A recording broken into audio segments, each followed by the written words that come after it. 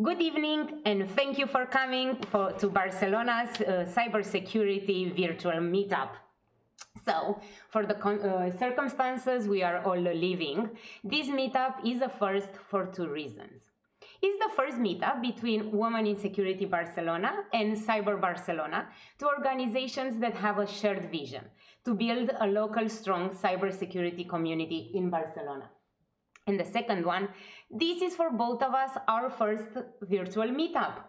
So if we fuck it up, if we will have a lot of errors, if the transmission stops, there are glitches and we get stuck, please bear with us. We will come back online as fast as possible. This is the first time we do it and we're super excited and nervous. Again, as you know, we are planning for a couple of months to have a meetup together, and it was expected to happen at the end of March. For reasons of a global pandemic, this had to be cancelled.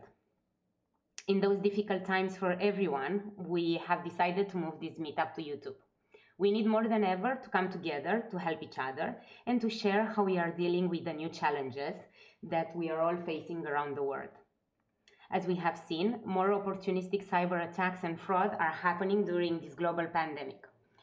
Now, we have to be strong and involved in the communities around us, for our friends and families, for local businesses that struggle, and help as much as we can groups on risk. This is a little grain of salt, trying to bring people together, to share our thoughts, to share our experiences, and we encourage more of those meetups to happen because in a moment of quarantine, we really need to be together. Okay, so tonight we're gonna have 4 talks about incident response and communications, about working from home, OSINT, and how to protect ourselves. So another thing I wanted to tell you is that you can add comments at any time. We are following the comments and you can add even during the talks, and at the end we will stop and read all of them. You can also add comments at the end of each talk, and if we don't manage to answer to all of them, we're gonna answer afterwards because this video will stay online forever and ever until YouTube wants. So thank you again, and I'm introducing you Christian. He is gonna give a little intro to this presentation.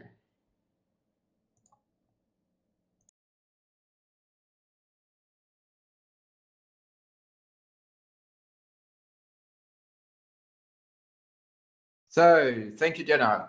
Hello, everyone, and welcome to the meetup. As Diana mentioned, this is the first meetup that we do together, which is quite exciting. It's also the first virtual meetup, so that's very cool. For those who don't know me, my name is Christian, and I'm one of the organizers of the Barcelona CyberSecurity Meetup. So first of all, I want to give thank you especially to Diana, because she spent a lot of time and energy creating this meetup. So thank you for that. Thank you to the WoSEC community, and thank you for all of you for being here with us during this time. Apart from that, is besides Barcelona, as you also know, we also organize besides Barcelona. We had to postpone it because of the COVID-19 pandemic, so we don't have a new date yet. We will let you know once we have that. It is going to be probably around autumn, so stay tuned for that. For people who bought a ticket for the edition, we emitted refunds for everyone. So if you didn't get that, or if you had any questions, any trouble, whatever, please contact us about it. And lastly is contact us. These are all the places where you can find us: Slack, Twitter, and LinkedIn. You can share ideas with us. You can ask us questions, whatever you want. You can, in Slack, you can talk with the community, and you can propose new ideas that we can do on this time. These are the organizers of the Barcelona Cybersecurity Meetup. You can contact any of them, including me, of course, to talk about anything community related.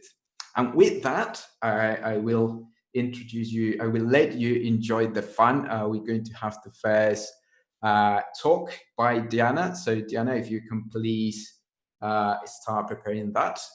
That will start in a few seconds.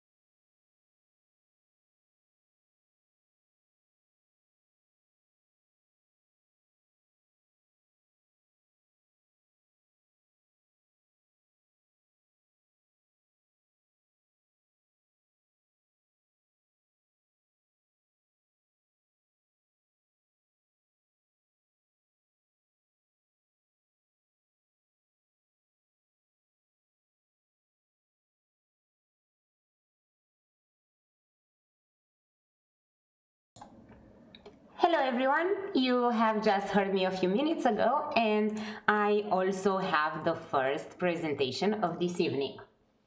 So the only bad thing is that unfortunately you won't see my webcam as the streaming is happening from my machine. You are losing so great unicorns in the background that I have, but don't worry, I will post all the photos on social media so you can have a lot of fun with them.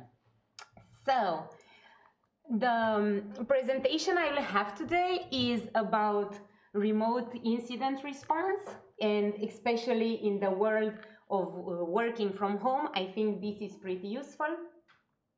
And because this presentation has been changed, I think I put it in Twitter yesterday around 11 times. So I changed the scope, I changed the title, I changed everything. Basically, it will be remote incident response, work from home awareness, and COVID-19 awareness. So it's a little soup, but I promise it's a nice soup, and I really hope I can give some nice tips and tricks and hints, because I really did some investigation for this in the last 2-3 weeks to see how people are handling those challenges, these challenging times. Okay, so let me introduce myself for the 5th time today. I am Diana. I'm on Twitter and in Instagram and everywhere. You can find me as Roruța, and I'm a security engineer. My main specialty is security operations and incident response, and I have a background from my childhood in network security. I'm also the founder of WoSEC Barcelona chapter and part of Cybersecurity Barcelona. And if you want to know the cool things about me, I'm a great cat spammer, so enter in any of my social medias and you will see just cats. Here is Medoc and Gala. And I love gaming, but I'm horrible at it. So if you really want to lose, play with me, which I do not recommend. The agenda for today, as I said, is this limited. We're going to talk about detection in remote environments, incident response in remote teams and remote environments, and then we're going to talk how we can help our companies to deal with this situation of working from home and that part of awareness, and then we will focus on the current situation we're living with coronavirus. Okay, so detect. Great. How we do detection in work from home and remote environments? Well, here 2 things are very important. The first thing is that depends a lot on your architecture. Let's think in a general situation. Let's imagine that the situation is a company completely remote, that did a proper architecture, that they decided in a VPN model, full tunnel VPN model, maybe a split tunnel, or maybe completely beyond trust, and they went to trust zero, and they have all their web applications online and very good endpoint authentication, user authentication, device authentication. So depending on this architecture is different. What happened during the last 2 weeks is that people weren't prepared for this, and many of them just jumped to work remote without having those things into account. So one of the biggest changes we discover when you move from an office to a remote fleet is the change from network to endpoint. You used to have IDSs, you used to have perimeter, you used to have firewalls and analyze traffic and be able to even control this traffic. If you still keep the VPN and if you keep it full tunnel, okay, you can control it full 100%, but people won't always be on the VPN. So we need to change change the shift to the endpoint. We need to have clear visibility there.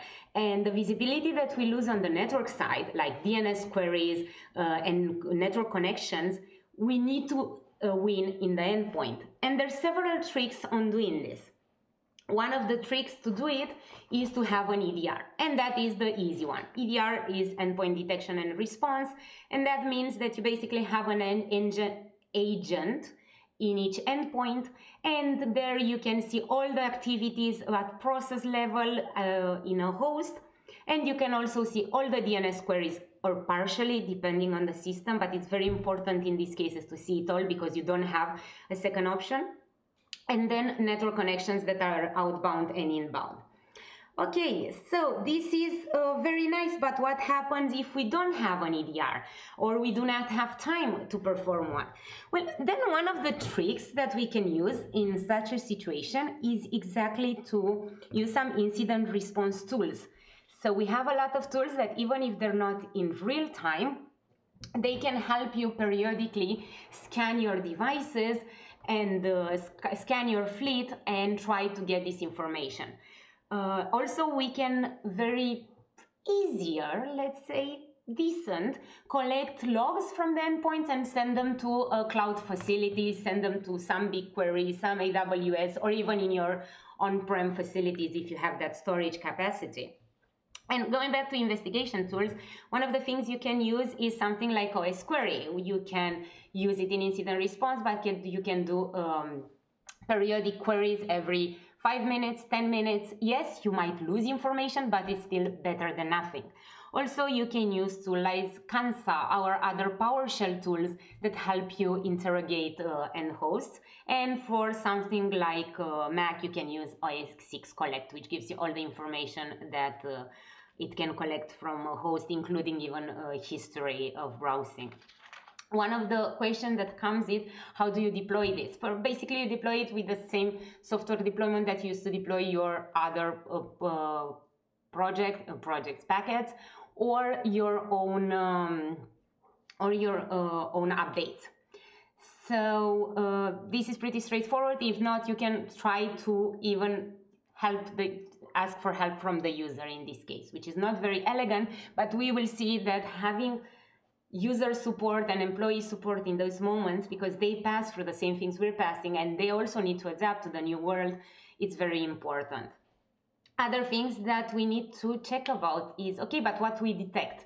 Well, more or less you need to detect the same things that you're doing on-prem because the attackers work in the same way. So this is easy. You can already have it or maybe not, and you need to design it now. But another problem is that you might lose control of these endpoints. Maybe you can't enforce the traffic policies as you used to, or the content policies as you used to. So in these cases, what is good to do is, instead of enforcing, detecting. So you will go to the prevention, detection, history. Well, you have some security policy. Maybe you forbid remote access tools, or maybe you forbid some collaboration tools that you don't like their privacy policies. Then what you can do is check for that traffic and check for that data in the logs you are capturing from endpoints with the tools that we talked. And another thing that you will discover is that shadow IT, it's a different kind of animal. Why? Because people need to work. They need to work. They won't really care about, oh, but that privacy policy, but that TOC, I need in this moment to work. So you will discover a lot of hacky solutions, a lot of hacky sharing tools. Don't forbid them directly. First, ask them why they need them, because you might discover that you are already providing those tools, but your users never used them before because they never needed them. So that's also important to have into account. And another threat that we have more than before is insider. But this is weird because this is not really voluntarily. This is also involuntarily, because people are in their homes, are in a safe place where they feel comfortable, where they could take data and put them in an unencrypted device. They can put the laptop outside in a terrace and forget about it. So that risk is a little higher, and some ways of detection we do have, and that's more or less for high transfers of traffic that we can still see it if we have that visibility. We can check USB activity in logs or in an EDR, or even the use of personal computers and they storing in personal computers sensitive data with different tricks through VPN or from host logins. So I think more or less this is how the picture is here. What it is to remember is this shift from network to endpoint, and endpoint visibility and also response, because we will see in the next slide that the containment has to be done in endpoint. You don't have a firewall to block directly. You don't have the possibility to block a hash or something like that easy if you don't have all the tools. Okay, so once we detect, how we respond. Well, this discussion is also interesting in, yes, it's a discussion based on tools also. As we said, you need to use different tools now. But I think the most important thing in remote teams incident response is that not only the fleet is remote. So, okay, you have the endpoints that they might be connected with your VPN, they might not be connected to your VPN, but also your incident response team is remote. And also the production teams, the teams that are maintaining your servers and your activity, they are also remote. So this adds new problems and new challenges. The first one that we discovered is that you need to have clear roles for incident response. Now we're not all of us in the same room. Now we're not all of us together and, oh, did you do that? Did you check that? I'm checking this. Oh, no, wait, I will do it because. No, you need a clear incident handler. You need a clear communication handler.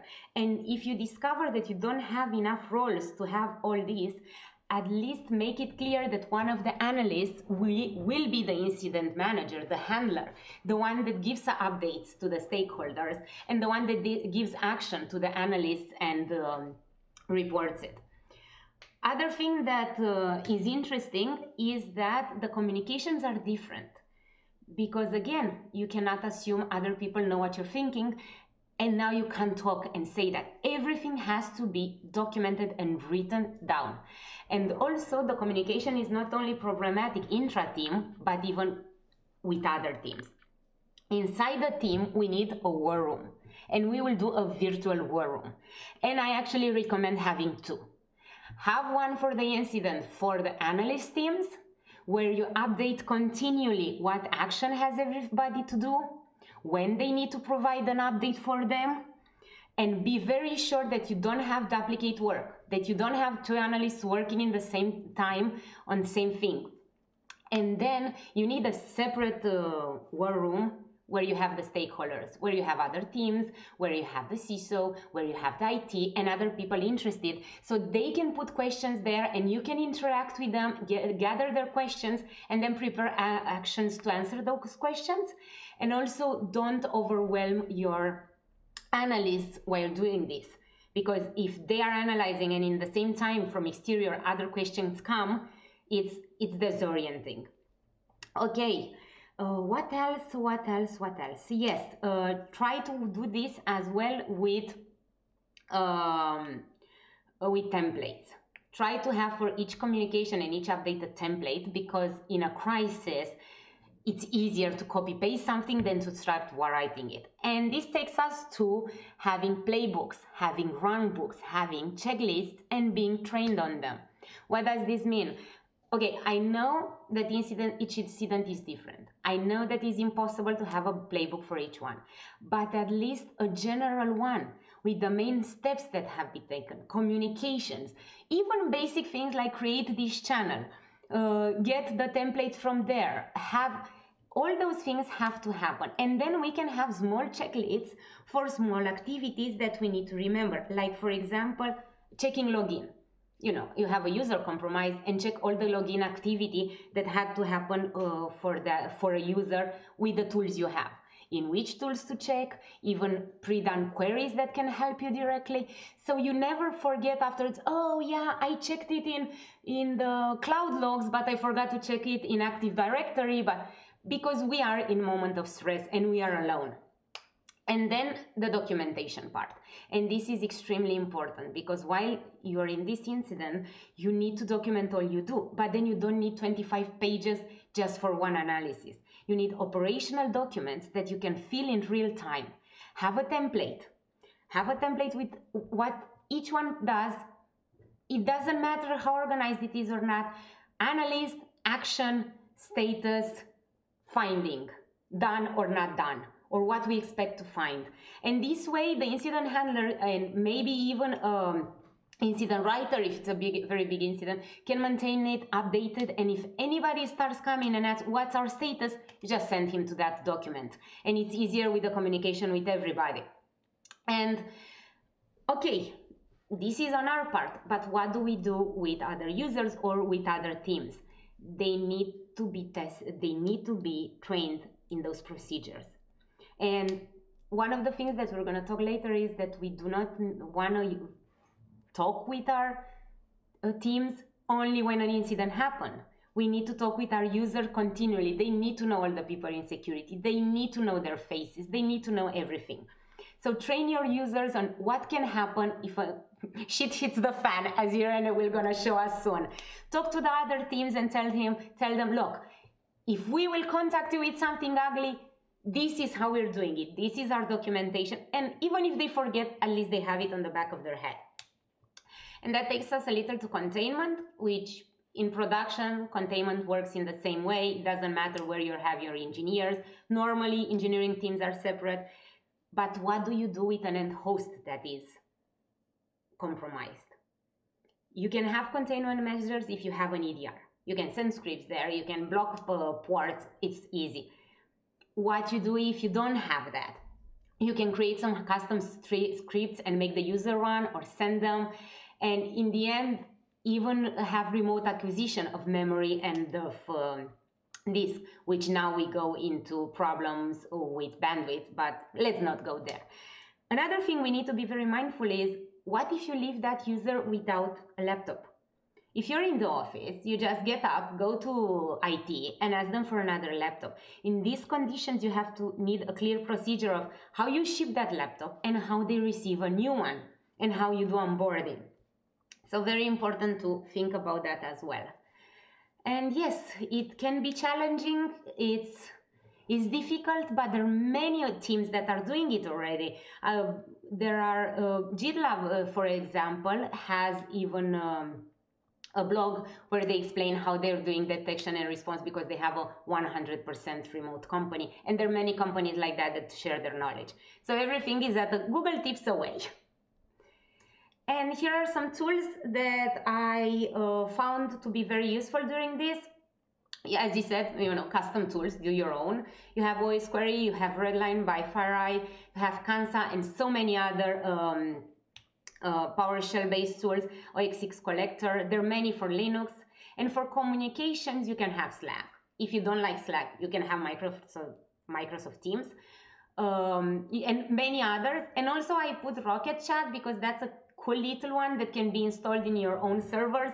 Is very Slacky-like, so that's nice. And also for having video conferences and video communication, I won't say nothing about Zoom, nothing, shutting up. I'm not saying anything about anything. I can just tell you that for this streaming, I tested all the video conference platforms online. Yes, I can write an article on that. But a cool little one is Jitsi.org, which I actually never tested, never seen, but seen it a lot in comments yesterday on Twitter as an alternative to Zoom. So it's also nice that you can install it on-prem, so have it into account. Nice. Next. And now into the awareness part, which, see how creative I am? I changed it from awareness to help. So how can we help our users?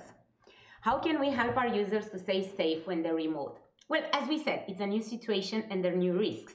But this is not the only thing, is that very few employees start directly to work remotely in their lives. And they also start their life working in not an office, but they start in school. So they're not used to having all their activity at home. So we need to be very mindful about this new situation, which adds new risks.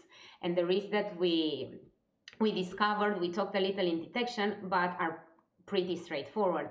you have data outside your company and people don't know how to use it.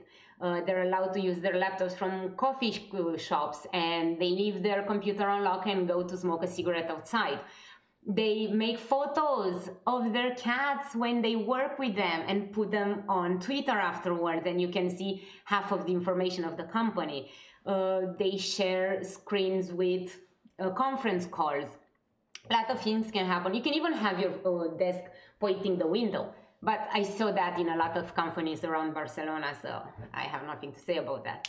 So all this new risk means that you need to transmit them to your users, you need to talk with them, you need to make them understand why that's a bad thing, because you just say, don't do that.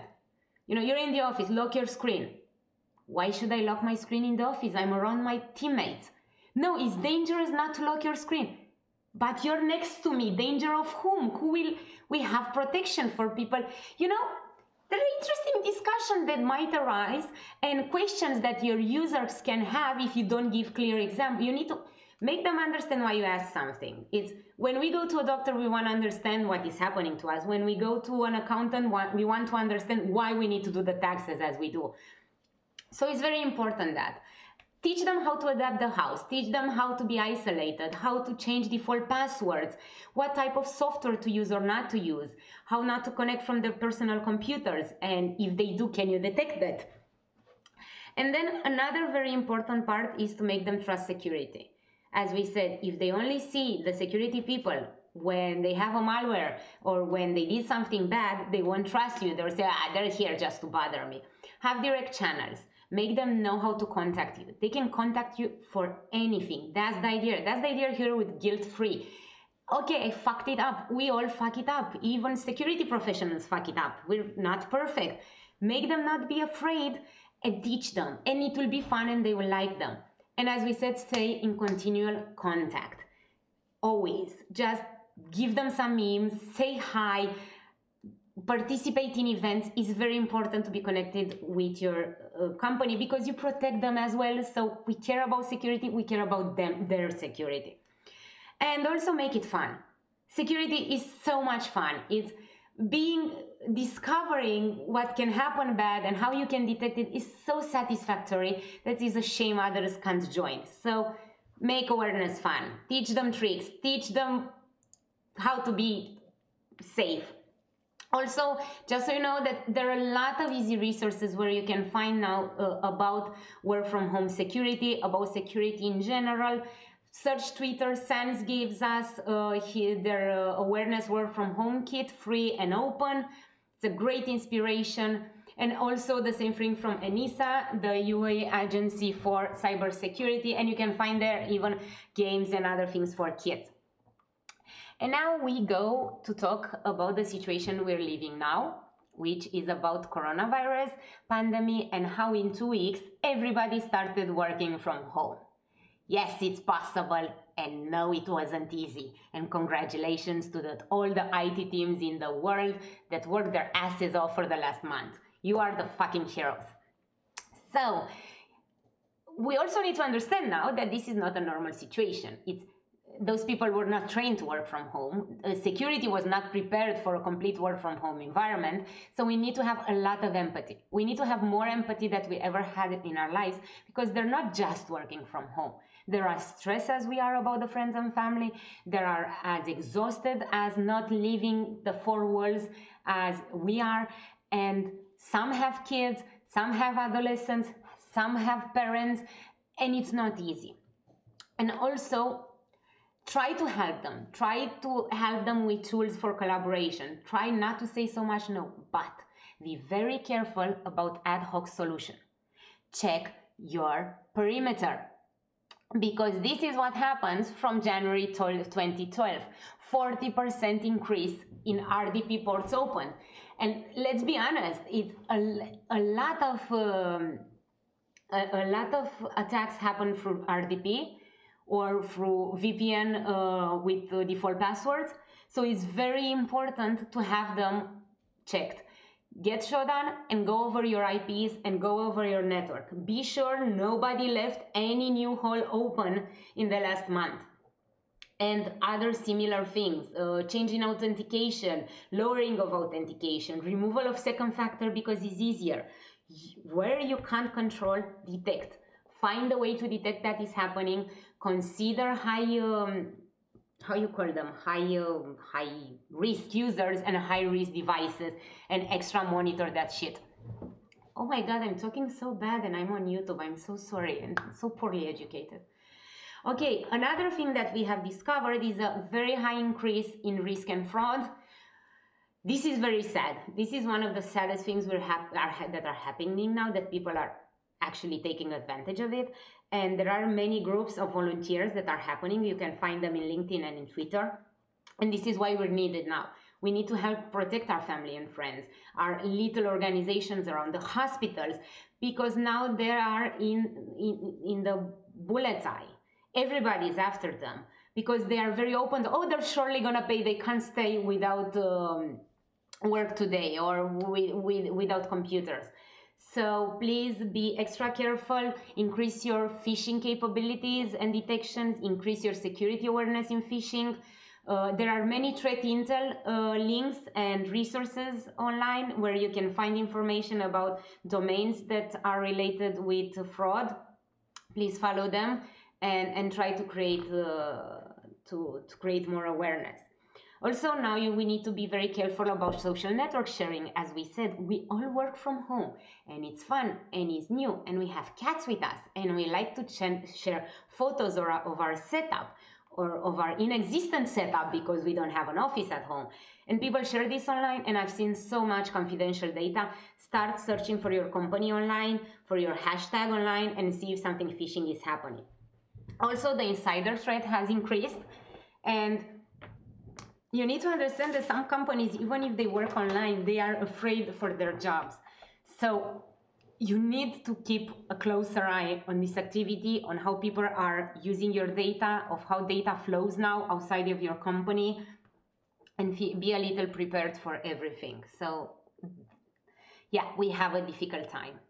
And as we said in the beginning, now we have a lot of power to help those around us.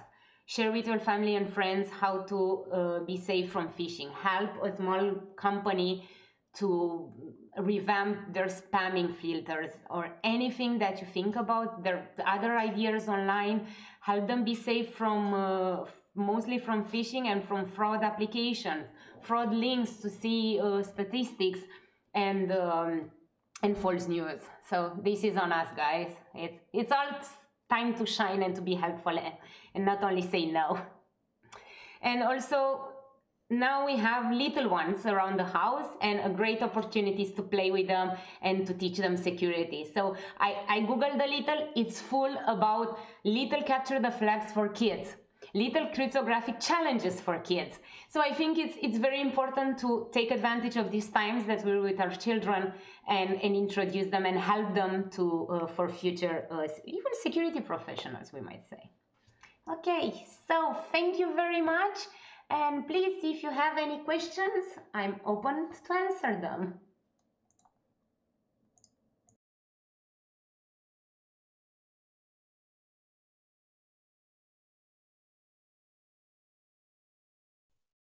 Awesome. Thank you, Diana. That was a fantastic presentation. I think that's kind of the reality for all of us nowadays. And I've been doing incident response remotely for a couple of months now, so I understand the pains and the challenges. So I don't see any questions right now. I will give some seconds to see if there is any questions around, and if there is not, we can move on to the next one. So let's wait a bit for the time being while we wait. If there is any questions, I'm going to throw there one little tip, and it is that for War Room, have two tools, not only one. If you have Slack, have also like Hangouts or Microsoft Teams or something like that. Have a backup plan in case in case Slack goes away and you lose your way of communication. So have a backup plan in case you need that backup War Room. That's a nice tip I can provide you. So no questions so far. Should we move to the next one? The next one is going to be by Irene. She's going to talk about awesome stuff, I'm sure. So if we can prepare Diana, please. Give us a second and we'll start.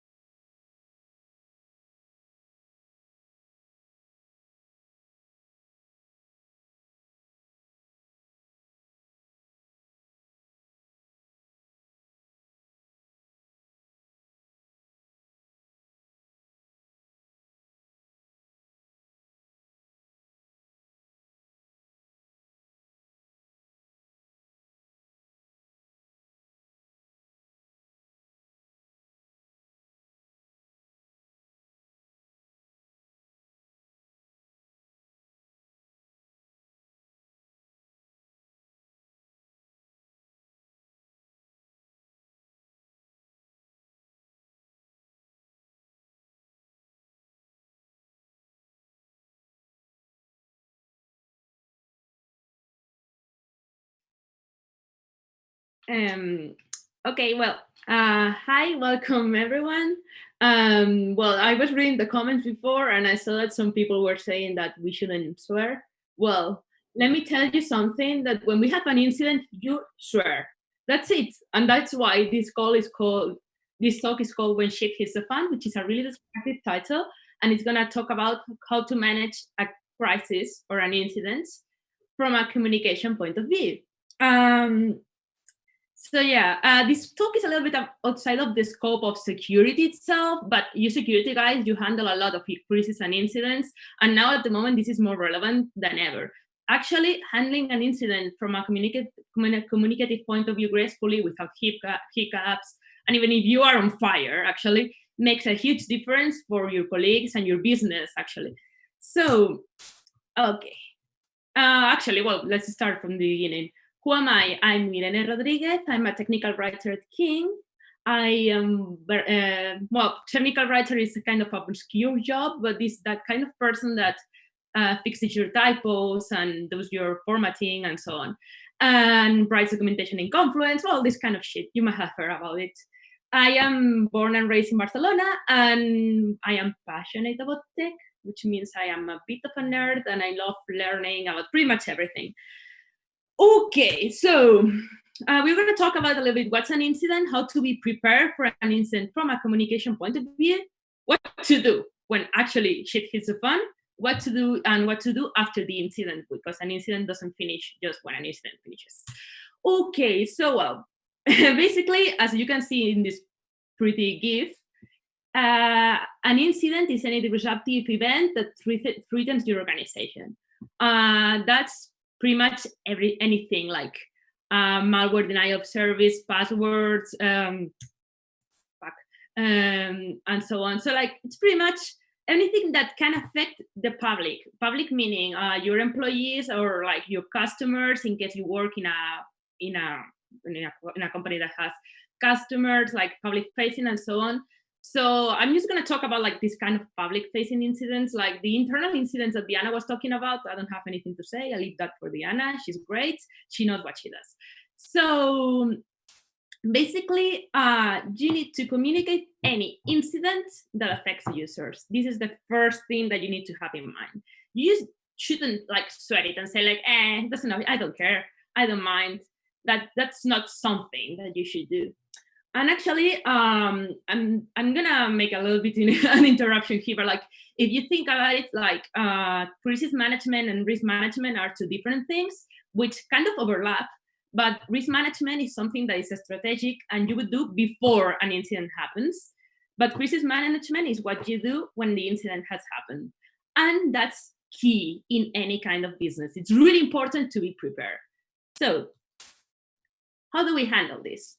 Well, first things first, you need to be ready for a crisis or an incident or anything. You never know when something will happen to you or to your company. And having a crisis response team, incident response team, as Diana was mentioning before, is really important, because you need to have the people in the mindset and start working and so on. And it's scrambling around when you are not prepared to handle an incident takes things from bad to worse. Like, you need to be prepared. Also, something really important at least if you're communicating the incident public facing, it's that you need to have a monitoring and notification system in place, like status page or whatever. I don't mind which system you use, but you need to be trained to use it. Because when an incident happens, you need to communicate it as soon as you know what's going on, and you cannot start scrambling around for the documentation. How do you use this tool? That's not the moment. And also, there's something really important to take into consideration, that even if you are prepared, no document can foresee any circumstances. So that's that truth. You need to adapt to every incident that happens. How do you adapt? Well, you just see what happens, but in general, having common sense and sense of emergency must prevail over everything else. Okay, so you had an incident. Unfortunately, you had an incident. What you should do? Well, basically, you need to prioritize and simplify communication. You need to explain what's going on in simple terms. Because maybe we are security people and we understand all technical terms, but if you are talking to your company, there are a lot of HR people, finance people that don't know shit about IT or security, but they need to be aware of what's going on. So that's why it's really important to to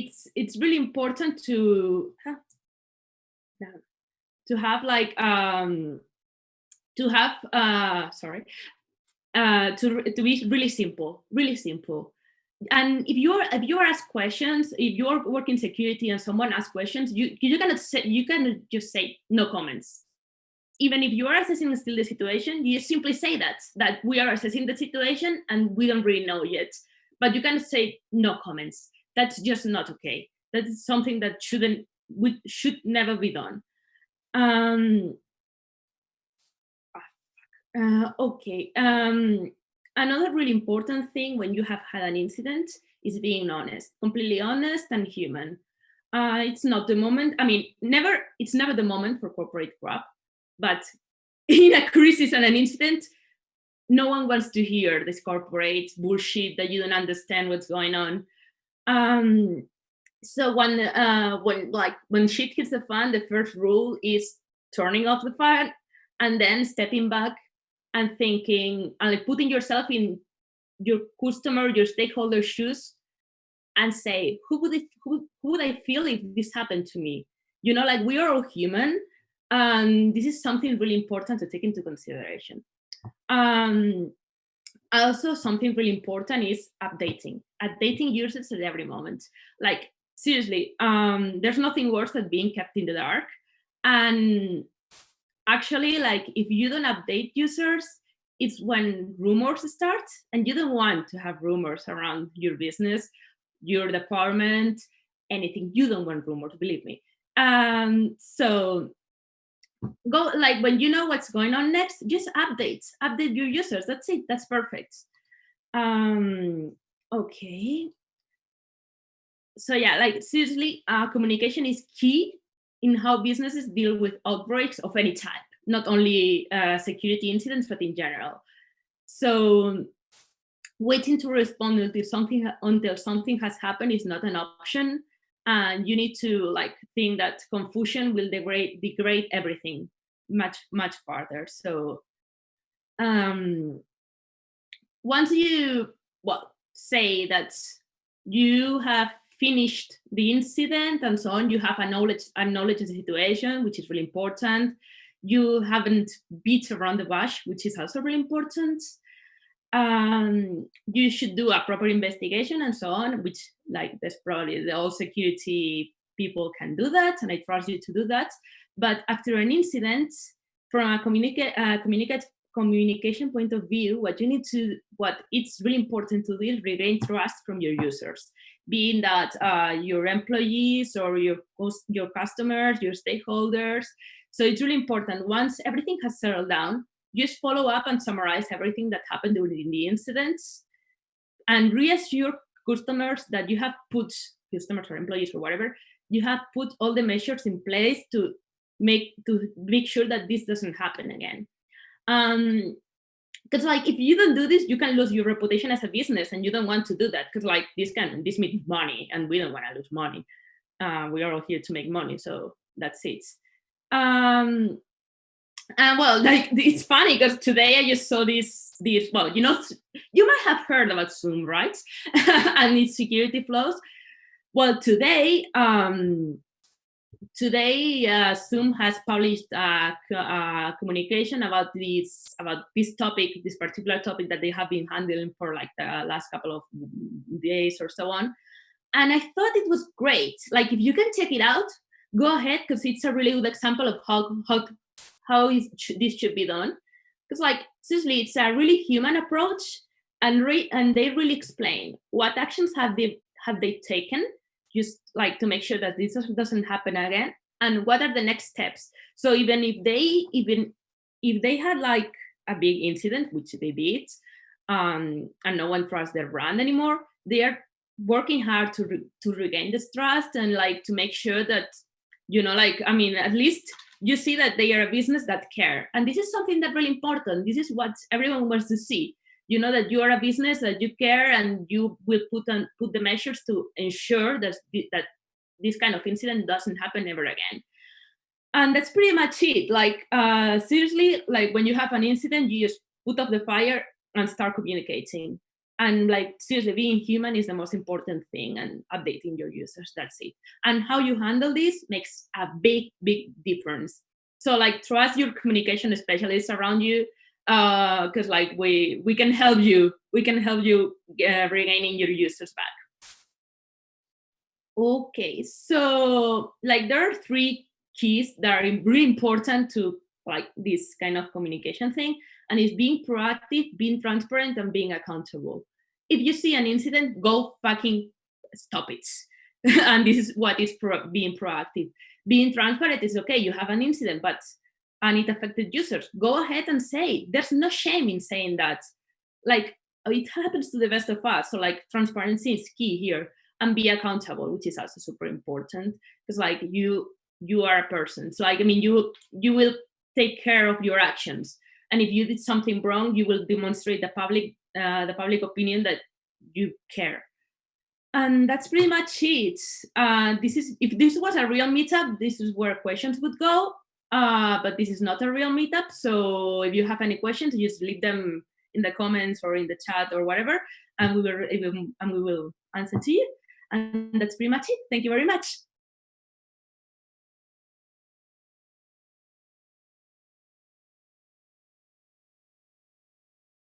Yes, I'm ready.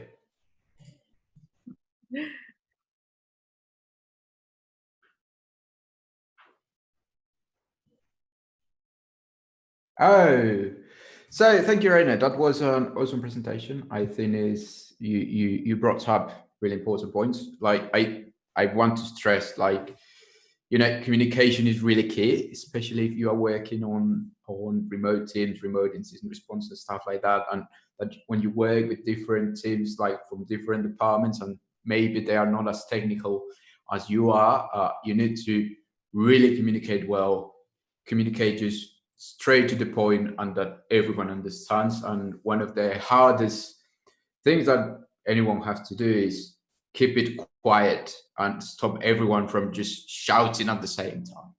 So very nice. We have one question from Mohamed Nahati. Okay. Is transparency even with the press? Can people hear me now? Okay, so okay, so well, transparency with the press. This is a really, really good question. Well, actually, I think that like if you have a breach of data or so on, you actually have to report this and like say and make it public. But yeah, I mean, even if you had an incident, there's nothing wrong in admitting that you had an incident. Of course, with the press, you won't enter in details, in smaller details, and something that you will tell your employees. But it's important to like admit that, okay, well, we had this, but we remediated it, and we will.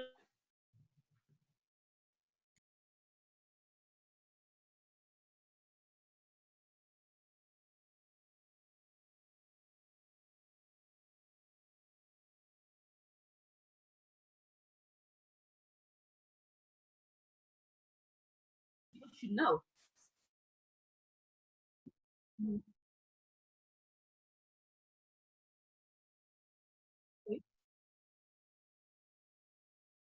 Okay. How much? Oh, we have another question. How much evidence do you gather before notifying users, and how much do you share with them? Okay, this is something I like to have with security in general. Like this is. I mean, I share whatever I am asked to share. You know, like if they tell me like, okay, we don't want to say this, but we want to say, well, we find the right words. I mean, this is really important. But this is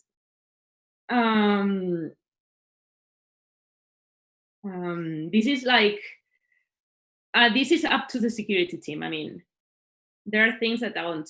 I mean, I cannot decide what to share actually. Also, okay, another question. I hope I replied your question. If not, please. No, we'll continue. It's fine.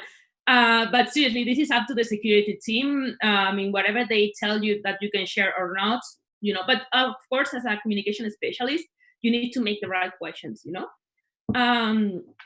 Okay, Florina, in case of a breach, how do you regain trust of customers? This is important as well. Well, I mean, as I said, being honest is a thing. So like, you need to demonstrate that, of course, you had an incident. Okay, that's fine. That happens to the best of us. But if you show the measures that you put in place, if you show that you care, if you show that you are actually affected, you can regain trust of customers. Actually, there's also something really interesting, which is storytelling. And well, you can also, if you have to do like a public report of some sort, you can apply storytelling to this and say, well, how we were hacked and how did we fix it, and tell a story around that. This is a public report, public facing with the press and so on. And I think this is a good approach to say like, okay, well, we were prepared, but still, you know, we learned a lesson, and this is not going to happen to us again. But if you try to cover it under the carpet, that's how you lose your customers. If you start like, you know, like saying like, oh no, nothing happened, no, because this is when rumors start. So if you are completely honest and you tell your story, people will trust you again. Exactly. What Dan says is absolutely right. Like transparency, you lose trust. Yeah. But of course, like that's, if you overshare, you risk additional legal issues. Exactly. Of course, it depends on the incident type. There are things that you cannot say because you are not allowed to say. So it's a fairly good point. Thank you. Okay. Well, if no one else has any questions, if you have any questions, leave them here and I will reply to you in the chat. But if not, Diana. Okay, perfect. Thank you so much, Irene. We had You are a little muted, glitch Diana. there, so everybody saw us. And yes, I'm unmuted. I'm muted in Zoom, so don't worry. People can still hear me. I'm controlling the sound here. And our next talk will be from Martin Vigo, and is a threat intelligence. Oh, I said something stupid. It's an open intelligence talk from email address to phone number. So we will give it a few minutes to prepare. Please stay with us. Thank you so much.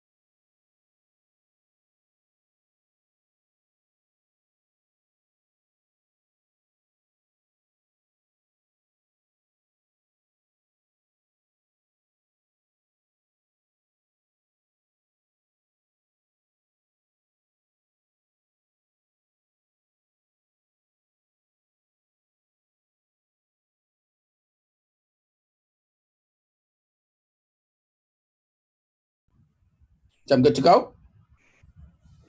Awesome. Hello, everyone. Thanks so much for having me here. This is actually the very first time that I give a talk, and I'm not looking at anyone's faces, so it's going to be interesting. I mean, it's also the first time I give a talk in my PJs, so that's good too. So anyway, this talk is going to be related to OSINT, and in case there is some of the audience that is not aware of what OSINT is, which stands for Open Source Intelligence, is basically the art or the field in cybersecurity which is related to the fact of finding intelligence or information from publicly available resources. And publicly available resources means, hey, you're not hacking into any server. All the information that you got is through legal means and it's public, but there is a lot of techniques and a lot of approaches to find information in very, very weird ways. So my name is Martin Vigo. I'm from Galicia, Spain. We have the best seafood of Spain and in the world. And I'm saying that because I have a lot of friends from Madrid and they claim the best seafood from Galicia is in Madrid. That's not true. I said that in every single talk. So I used to do product security for Salesforce. Now I do red teaming for Facebook. I'm also the founder of Tiscal Security, which is a small consultant company for like cyber security services. And I really like research, scuba diving, and my drink of choice is gin tonics. So let's get into it. And before starting the talk, I kind of wanted to put this bar here from the perspective of privacy, right? I cannot interact with the audience right now, but this is the way I look at it. So for me, an email address is completely public. I post it on the internet. I give it to anyone that asks, even if I don't know the person. It's something public. It's the public way to reach me, right? A profile picture, it's still pretty public. I have it on my LinkedIn. You can go to my Twitter and you will see it. But maybe I don't put it on Telegram because it's where I join channels with hundreds of people. So it's a little bit less, right? My age, especially when it comes to my birthday, a lot of people know my age. My friends know my age, but it's not something I make public. And it's also a security question sometimes. So it's something that I keep a little secret, but it wouldn't be the end of the world if it leaks. And then I put my phone number, right? My phone number, I just give it to people that I know or that I need to do business with. But it's not something that if someone asks me for it, I will give them my email. I don't have it on my business card. It's a little bit more secretive, right? And you get what I mean. So an email address is basically very public. I think everyone will agree. And a phone number, you're much more restricted to who you give it. You don't public it on the internet. And it's something that you consider more private. And of course, on the other extreme will be something like the social security number. Again, I'm right now in the US. I guess the equivalent here will be something like your I don't know, Spanish ID number, but you cannot really do that much. But in the US with a social security number, you can get a mortgage, for example, on someone's name. All right. But how about if we compare an email address to a phone number from the security perspective? If your email address is public, someone can try to spam you or do a phishing attempt, right? Or they can try to spoof your email address. That's very easy, plenty of tools. So they can try to target maybe one of your friends pretending to be you. And also something they could do, they could go to many websites like Have I Been Pound or ghostproject.fr or whatever, take your email and try to find a password of yours that was leaked. And if you don't do the right thing, which is not reusing passwords, they could try and go and reuse it somewhere else. Okay. How about a phone number? If your phone number leaks, there is actually much more stuff that can happen, right? You also can get spam and phishing. Someone can start to call you if your phone number is public or like, here, especially in the US, I don't know in Spain, but we get a lot of scams about like taxes or like some recordings that tells you are going to go to jail if you don't pay this and whatever. There is also spoofing on phone numbers. Someone can call you pretending to be someone else, or in this case, someone can call maybe your mother pretending to be you. And in the call ID, it will show up that it's you. And then we get into the more interesting stuff. There is something called HLR registers that is basically a global GSM database that anyone can query. There is even websites free online. If you want to check it out and test, hlr-lookups.com, I think is one. And it gives you a little bit of information if you put a phone number. It will tell you if that phone number is roaming. So you will know if that person is actually in a different country. And it will give you if the SIM card is active. So you know if actually that number is still valid, and things of that nature, little tidbits. But then there is things like voicemail hacking. And I'm saying this because I gave a talk last year at DEF CON about voicemail hacking. I created a tool in which you will basically put a phone number and it will go and hack your voicemail. You'll think, well, not a big deal, but actually it is, because if you hack a voicemail, then you can leverage that to go to websites like Twitter or like Google, the email, and reset the password and ask to get a temporary code that you're supposed to get on your email or on your SMS via a phone call. And because I own your voicemail, now I can listen to that recording if you didn't pick up the phone and compromise your account. If you are interested, just go to see the talk. It's called, I forgot the title, but just look for DEF CON Martin Vigo and it will show up. So then there are other attacks like fake cell towers, right? This is something maybe a little bit more at a government level, but it has been done. SS7 attacks. SS7 is a very old protocol, but it's still how all the roaming works between carriers in different countries. There has been researchers doing a lot of work on this. There is a great talk at CCC about SS7 attacks. And if you have someone's phone number, you can try and target a person.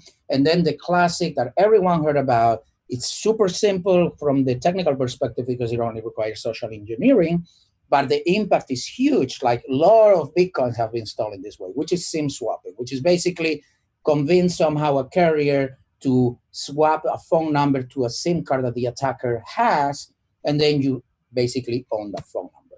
So we know that having an email, not a big deal. Leaking an email, not a big deal. Not many consequences. But if someone gets a hold of your phone number, then it gets a little ugly, okay? So who will be it useful to have a technique in which if you have the email of a person, you will know how to get his phone number. In the good side, it will be good for private investigators. When I gave this talk in the past, I was very, very excited when there was some woman that was part of like a non-profit that will help in things like revenge porn or like stalkers or things of that nature. And she told me this will be actually very useful because it helps in the investigation. Also in professionals, this will be also very helpful. And in general, red teamers, right? Red team, we hack for a purpose and in a legal way, and it's something that we are expected to do. So if I can get a hold of your phone number, then if I have your email, now I have a technique to get a hold of your phone number, then I can try to phish you, maybe to try to get a 2FA token, right? I can try to do some phishing attempt. But on the bad side, why would it be bad that there is a technique in which your email address is public and someone is very easily able to get your phone number? It's bad because there are stalkers. There are really bad people out there. The internet is a shitty place.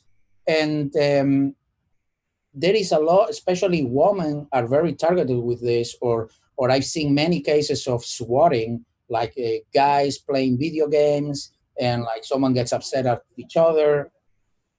And what happens is basically that they will target a person, and getting a phone number can get you a location. For doxers, this is what I just talked about, but also spammers take advantage of this, right?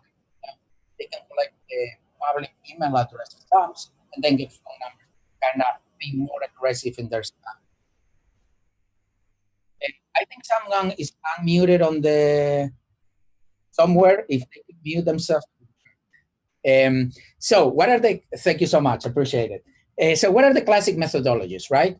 I mean, this is already, there is many methods that are already public. There is nothing new about this. You can do Google Docs. You can look at public records, like to try to get from an email a phone number. You can go to people search engines. Everyone knows people.com, spokeo.com, beamverified.com. You go there, put an email address, and suddenly you get the name of the person, where he lives, things like that. It always depends, right? You may be lucky, you may be not. You can use even phone books, maybe, but phone books online that do that reverse searching, right?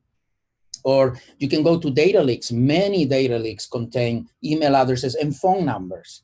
And then you can just also even use social engineering. You can pretend to be like someone that is looking to do some business, and you write to the person an email and ask for his personal phone number. So there are many techniques that you could do this. The purpose of these talks is to give you a new method for your bag of tricks. It's a new, and also to publish a new OSINT tool that helps you with this, that potentially the idea is, potentially not, the idea is to put an email address and that you can get a phone number very reliable. All right, let's get to it. First things first. So I did a lot of work, and this was also came back from the talk that I mentioned about voicemail hacking that I did last year. I did another talk that was called Ransomware, that it was kind of similar, but compromising accounts through SMS. So I spent many hours resetting passwords, many hours while I was doing the research. And while doing that research, I started to notice patterns, right? Because I will create all these test accounts for my purposes for the talk, and I will notice, interesting, when I go to eBay, I get the first 3 digits by just entering the email. I go to eBay and I say, reset my password. And I put an email address there. That's all I got to put. And it could be your email address, not mine. And suddenly it tells me, hey, we're going to send you a text to 012XXXXX89. Okay, I got now from an email address, I got 5 digits, right? And when I go to PayPal, I get the last 4 digits in the first one. When I go to Yahoo, I get the first one and the last 2. In LastPass, I get the last 4. And in Google, Twitter, Microsoft, Steam, all those, I get just the last 2 digits. That is, again, I go to the website, reset my password, I put the email address, and I get in the UI these digits. Awesome. Now, if you are thinking like, how is this possible, right? For example, eBay, it gives me 5 digits. 5 digits. That's really unnecessary, I believe. It's too much information. But so that you understand the problem that we have with this is there is absolutely no standard in how to mask personal identifiable information. And the proof is, which I thought it was very funny, was when I was doing some testing on PayPal, is, get this. If you go to PayPal now and enter and say, reset my password, and you enter an email, it will give you 4 digits. But if you go to PayPal, you put the username and password, when you get challenged for 2FA, you will only show 3. That means that an attacker that has only your email gets 5 digits, and an attacker that has your email and your password only gets 3. So they are protecting more information when the attacker already has your password. That doesn't make any sense, and it's just a proof that we have absolutely no standard on this, and we're going to take advantage of it. Remember what I was explaining before? Like some accounts give you 2, some accounts give you 4 different digits. Well, let's combine those. eBay gives me the first 3 and the last 2, and LastPass gives me the last 4. That means that if you have an account on eBay and you have an account on PayPal, now with only your email address, I can go reset your password on email and PayPal, just initiate it, and I will get 7 out of 10 digits. And by the way, I forgot, this is for the US. This is the US phone numbering system, and I will address Spain. Obviously, it works the same, but when I'm talking 10 digits, you may be thinking, well, in Spain, it's only 9 digits. We'll get to that, but this all applies to Spain, okay? To Spain or to any other country. Like, it just shows you the first 3 and the last 4. So I would like to see a hand raise, I can't, of how many of you have used LastPass and also happen to have an eBay account, or use PayPal and eBay. That is very, very common. Now you know 7 out of your digits out of your phone number are completely public to anyone that knows your email address. Let's keep going. So let's get now into the really interesting stuff, because when I got in here, I was like, okay, this is cool, but I'm still missing 3 digits. Again, we are in the US, right? In the longest phone number possible, which is 10 digits in the US. So I was like, okay, I'm missing 3 digits out of the 10 digits.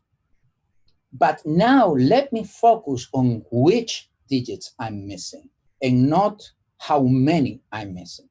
And so I started to go down the rabbit hole, and this was fascinating to learn about the telephone system in the US.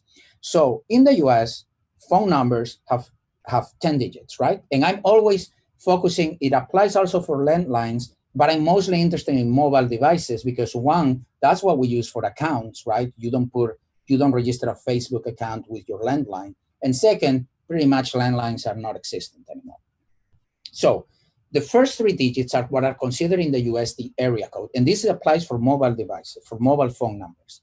So basically the first digits in the US, the first 3 will say if you are from San Francisco or from New York or whatever the city it is.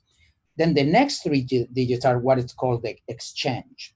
And the exchange is kind of like inside the Bay Area of San Francisco, there are specific like machines. If you go back to the history of how the telephone system works, I just don't want to get into that. Those are the ones that are indicated by these 3 digits. So when you route a call, you say 415, I'll go to San Francisco. And inside San Francisco, I'm going to go to this area of San Francisco because that's the exchange that is routing this call, right? And then the last 4 digits are the subscriber number. The subscriber number is basically, okay, this person from San Francisco, from this area, is the number 1134, whatever. That is completely random. So we know now, we understand how a phone number is divided in the United States, and we know that the digits that we are missing are corresponding to the exchange, right? If you have an eBay and a PayPal account, for example, I have the first 3 and the last 4. So I'm missing the exchange, those 3 numbers in the middle. And I can tell you from all the accounts that I tested, those are always the 3 digits that are never leaked for whatever reason. Cool. So I started to learn about this. And then I found the North American Numbering Plan Administration. So this is the official administration in the United States of America that is responsible for assigning phone numbers to carriers, basically to AT&T, Verizon, T-Mobile, Sprint, and all those. These are the guys that are responsible nationwide to do this, okay? So they maintain a public list of area code and its exchanges. So for example, if you take San Francisco, the area code, the first 3 digits, it has 784 exchanges. So that means, remember, if I have the first 3 digits, that is 415, and I'm missing the next 3, which could be 1,000 possible numbers, I can go now to this database that is publicly available and know that actually it's not 1,000 digits that I'm missing. I'm missing 784 because there are only 784 exchanges assigned to the area code 415 corresponding to San Francisco. And the extreme case is Tacoma. Tacoma is, live in Washington, my geography of the US is not great. The 253 area code has only 458 exchanges. So while I'm missing still 3 digits, I know that in reality it's not 1,000 possible numbers. It's only 458. And I can go here and grab those exchange numbers corresponding to that area code. So that is great. I just reduced from an email I got to possible 1,000 numbers, right? Because I was missing 3 digits. And now thanks to NAMPA, I got it down, say the best case scenario, you're from Tacoma, I got it down to only 458 possible numbers. I know that now. That is already huge. So I went deeper into the rabbit hole and I found out about the National Pooling Administration. Okay, get this. So, for example, in San Francisco, there is an area that is called Sausalito. It's for rich people. And there is, I think, when I looked in Wikipedia, 7,000 people there, 7,000 people, okay? But Sausalito has assigned the way that the phone numbers are assigned at an area code, which is the area of the Bay Area, 415, and then those exchanges. But area code plus exchange corresponds to 1 carrier. So we could have, say, 415-200 for Verizon, 415-201 for AT&T, 415-202 for Sprint. But those are all for Sausalito. Now think about it. If I get the first 3 digits and the next 3, I still have the subscriber number left. The subscriber number are 4 digits. That means 10,000 possible numbers. But now, because there are 5 carriers in the US, there are more, but let's say there are 5, I'm assigning to Sausalito 50,000 possible phone numbers when there are only 7,000 residents there. And that will be in the best case scenario because that's counting kids. And not all the kids have phone numbers.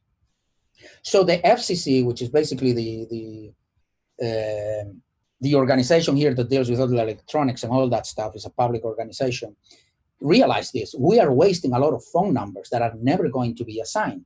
So they decided that the first digit of the block number, meaning the fourth to last, will be assigned in blocks.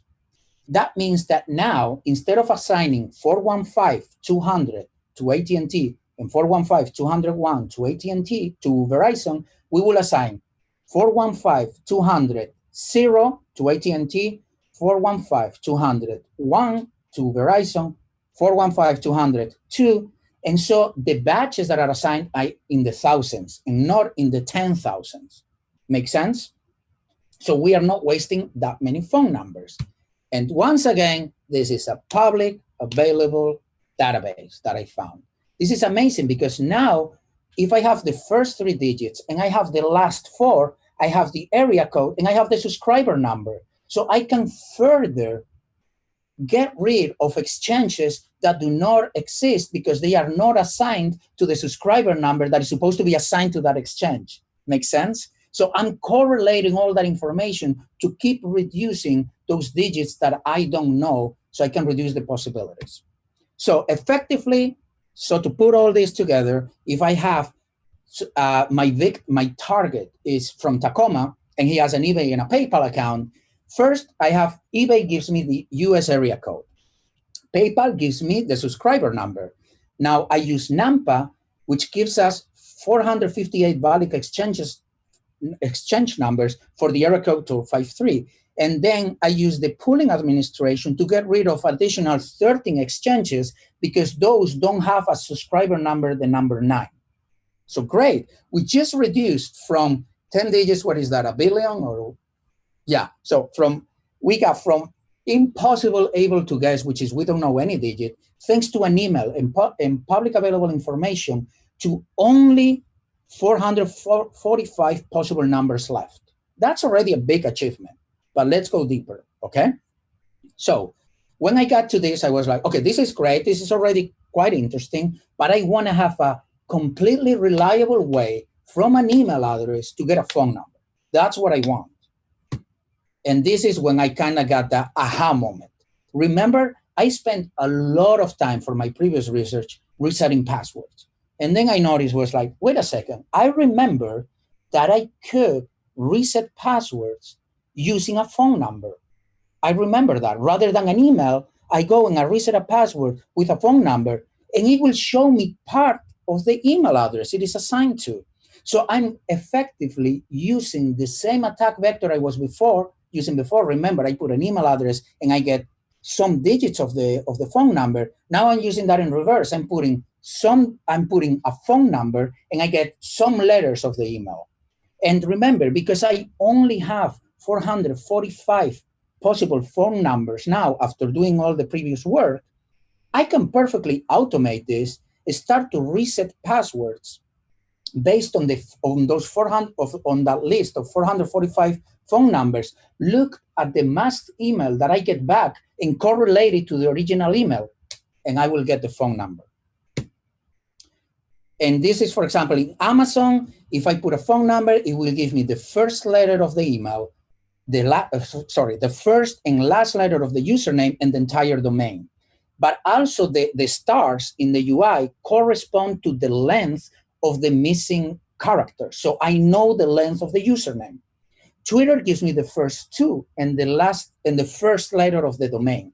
And there are many other services that I can leverage for this. So the attack vector is first, you go harvest phone number digits initiating password resets with the email of your target, right? And you collect those digits. Then you use phone number implant data and the National Pooling Administration and basically your knowledge of the phone numbering system of the country that your target is from to reduce the possible phone numbers. And then you take that list of the ones that you still don't know, the list of phone numbers, and go reset passwords using those phone numbers, one per phone number, and get those masked email back. And then you correlate, oh, is this masking make sense with my original email address? And of course, this is very laborious, so I created a tool for you guys. and I'm gonna demo this. Okay, yeah. So I created a tool that does all of this automatically for you. So email to phone number, basically harvest phone number digits from major sites, generates a valid phone number list from partial numbers based on the country's phone numbering plan. That means you can give the tool 415-XXX-8995, and it will tell you, it will give you a list of, oh, these are the ones that could possibly be based on everything that I told you. And then it will also help you brute force password resets with a list of phone numbers, and it will for you take those emails, correlate it to the original email that you have, and says, oh, this makes sense. It could potentially be this one. So let me do a demo for you. If I am able to exit here, I'm gonna do this, and I'm gonna do this.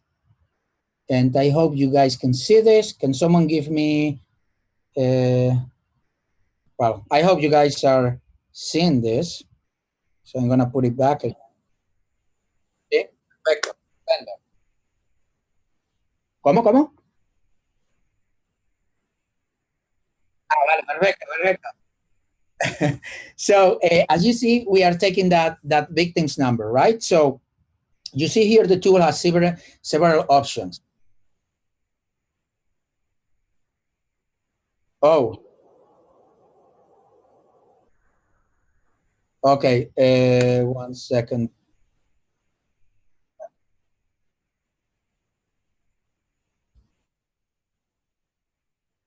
Sí, es, a ver.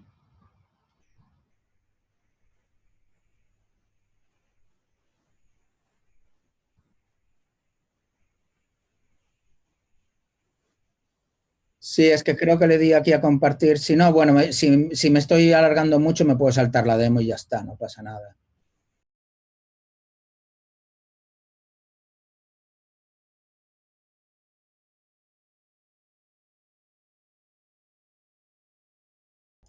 Okay, Martin is now changing the screens to show us the demo.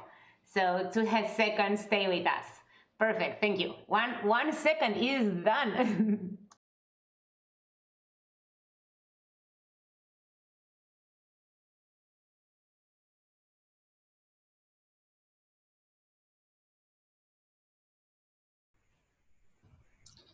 Okay, sorry about the technical difficulties, and I will also have to figure out later to go back to the slides. Thanks for your patience. So here is the demo, okay? Let's go. So as you can see, I'm gonna use victimusa@martinvigo.com as my target email address, right? And I wanna get that person's phone number. So as you can see, the tool has different options. I'm first gonna start with the option scrape. Scrape basically just intakes an email address, and it will automatically go to different websites to collect digits. Right now for the demo, I only have LastPass and PayPal, I believe, if I remember correctly, because for demo purposes, it's exactly what I needed to have those 7 out of 10 digits, okay? So as you can see, I'm using the tool and saying, hey, please go scrape with this email. So, and it goes to eBay, and it goes to LastPass, and it's telling me, hey, eBay reports that the first digits are 415, LastPass reports that the first digit are 8826. Awesome. Okay, we have now the first 3 and the last 4. Next, I'm gonna generate a dictionary of possible phone numbers, and the tool will go to the NAMPA website, to the pooling website, and do all that magic for you to give you the possible phone numbers based on all that information. So I'm using the tool, I say generate, and I say this is the mobile number, and as you can see, I'm missing 3 digits, so I put it as XXX. So it's downloading the NAMPA information, all that stuff, and it just gave me a dictionary of possible phone numbers. And as you can see, it's 800 possible numbers. So 800. So it's not 1,000, it's 800. So that's great.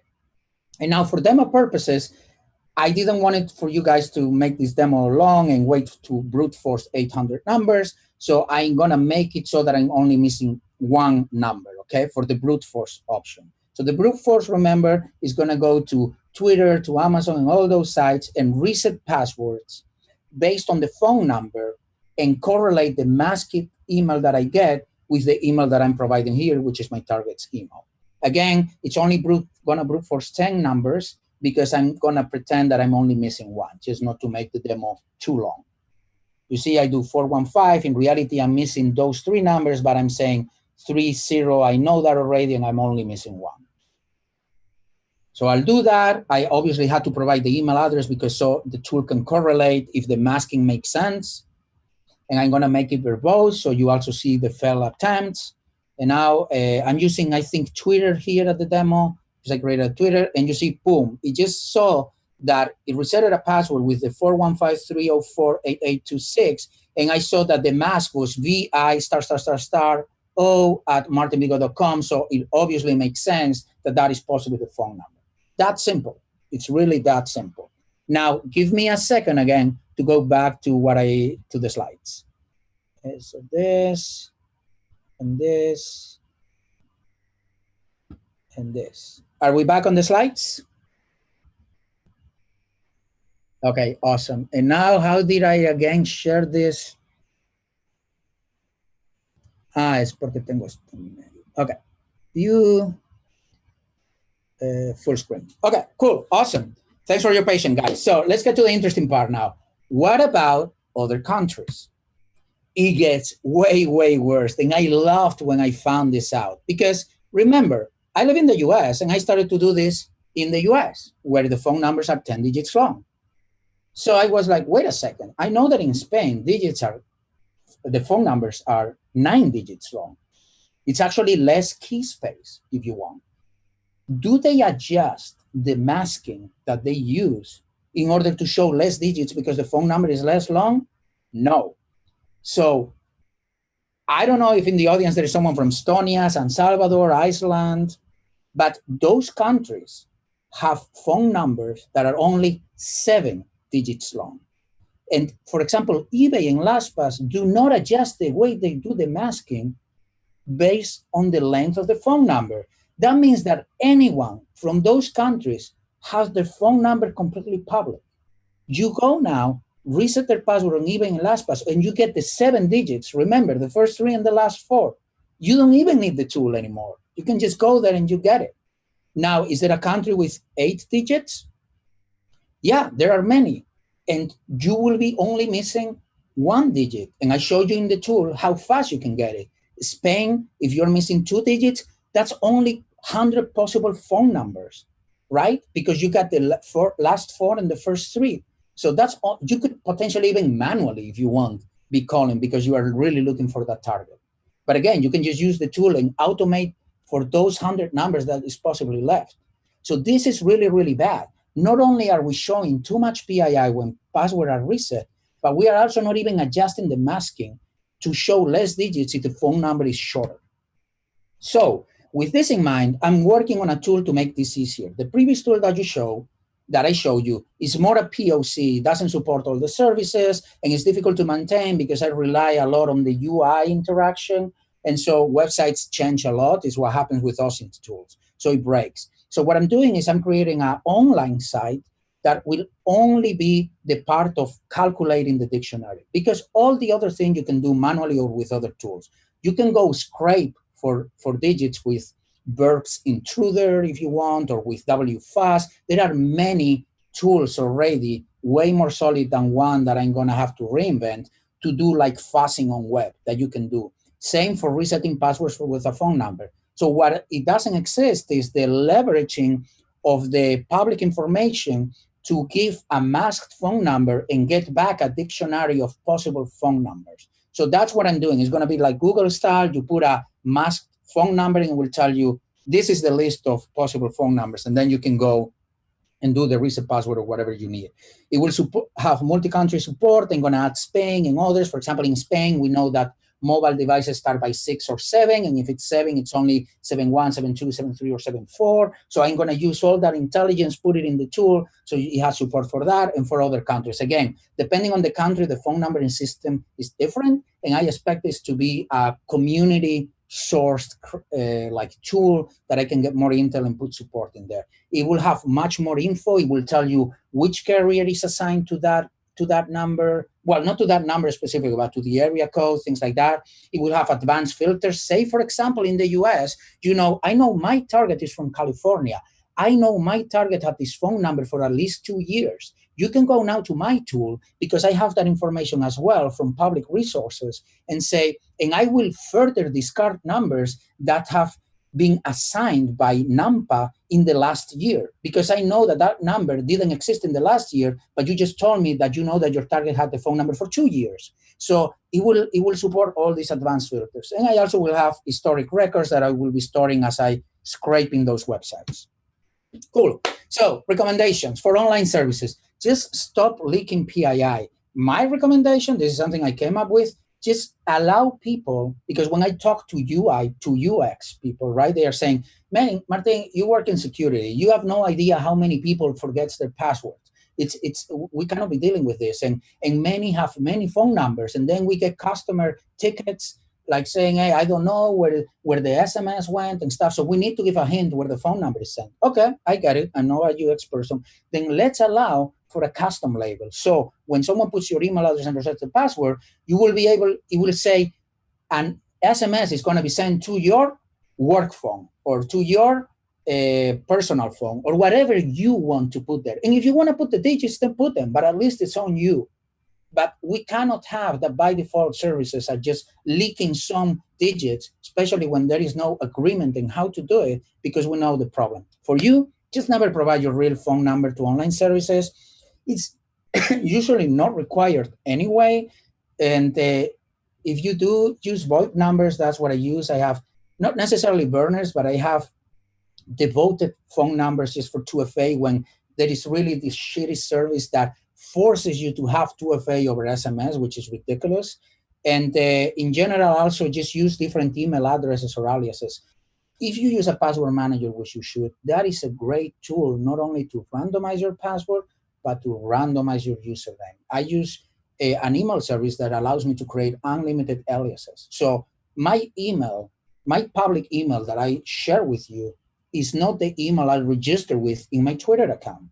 Because now, if you try to go and block my account or whatever, or do some stuff, or just try to get my password, you only know my public email, and it's not the one I use for Twitter. And the same for every single service. So that's a good advice too. Responsible disclosure, I always do that. Before giving this talk, I reach out to the companies. So good news, eBay, which was the worst one, it was leaking again.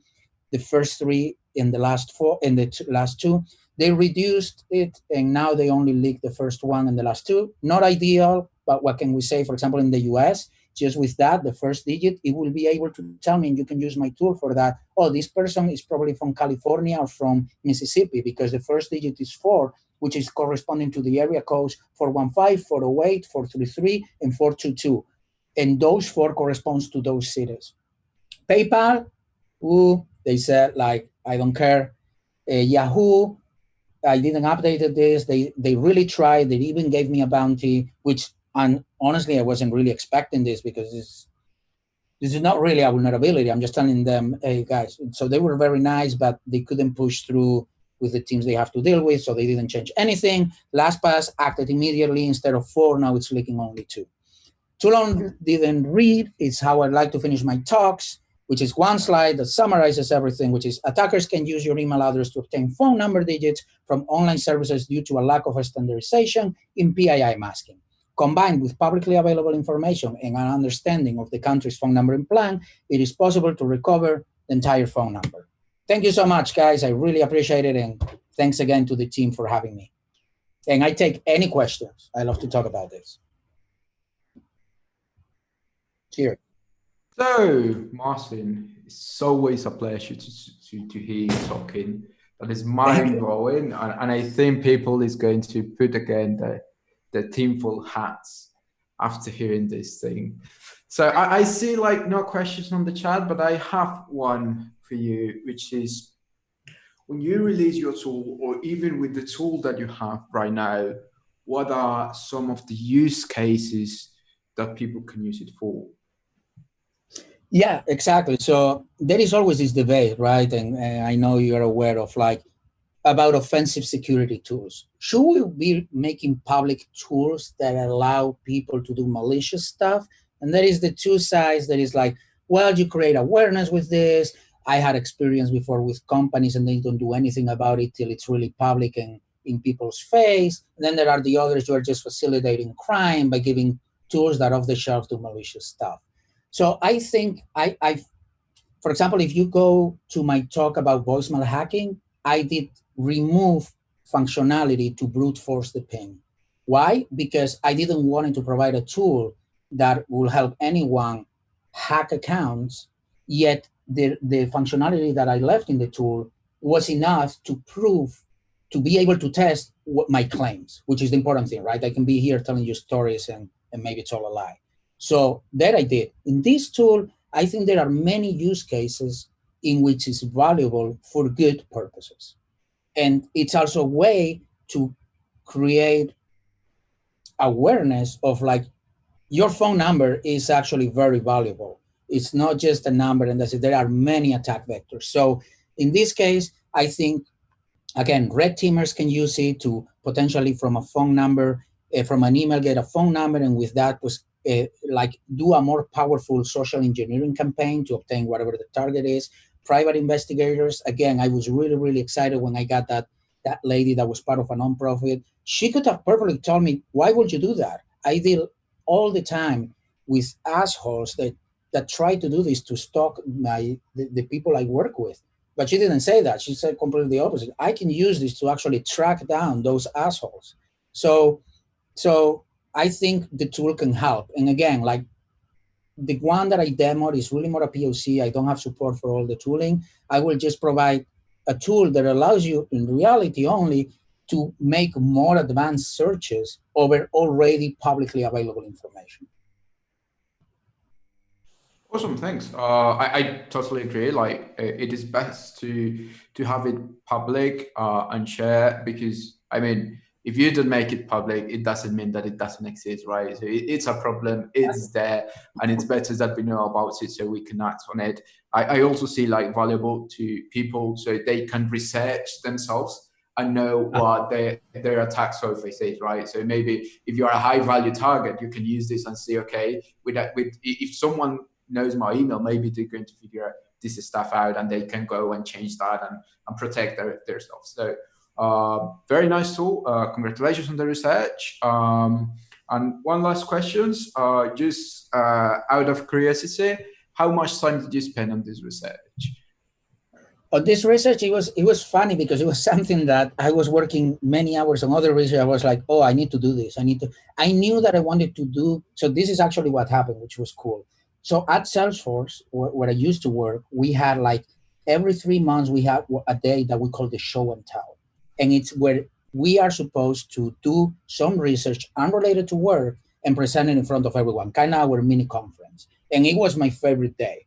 So while I was doing this research that I presented at DEF CON on voicemail hacking, I had already in the back of my head, I'm going to do a tool to scrape websites for digits. But that was it. That was really what I had in mind.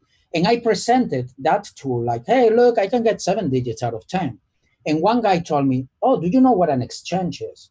I was like, no, I have no idea. Again, I'm from Spain. So he told me, actually, there is this website that has the list of exchange numbers. That wasn't the Nampa one. It was some guy that was collecting that because he was like, I don't know, a nerd, I guess. But he was like documenting the exchange numbers. And I was like, oh, wow. And it's when it hit me like, oh, I can use this to reduce those 1,000 digits. And then is when I started to learn everything and read FCC documentation and like all this crazy stuff. And it was like, okay, there is possibility for actually a real talk here. So it came that. And then when I realized that I could actually use that, it was literally an aha moment. I was like, oh, wait, I have only 400 digits, but I can now use the same attack vector in reverse and automate the password reset to get the thing. That's how it went. So I did not spend a lot of time in coming up with the talk. It was more the developing of the tool and actually proved to me like, oh, this tool actually works. So I don't know, maybe like 2 months or so on and off. Again, I wish I was a full-time researcher. If someone is looking for hiring for a role like that, I'm happy to talk to them. But yeah, I have a full-time day job. Awesome, man. Thank you for the talk again. It's awesome. It's always a pleasure to hear you talking. So yeah, if anyone has questions later, feel free to put them in the chat and I'm sure that Martin will be glad to Yeah, answer yeah, them. it would be my pleasure, or over Twitter or whatever. And again, thank you all guys for organizing, for having me. It's my pleasure again to always collaborate and talk. So thanks a lot. Man. You're more than welcome. Thank you. So the next talk is going to be by Dmitry. So Diana, if you can do your magic, please, and put that on. Yes, in less than a minute, we'll be on again. Thank you.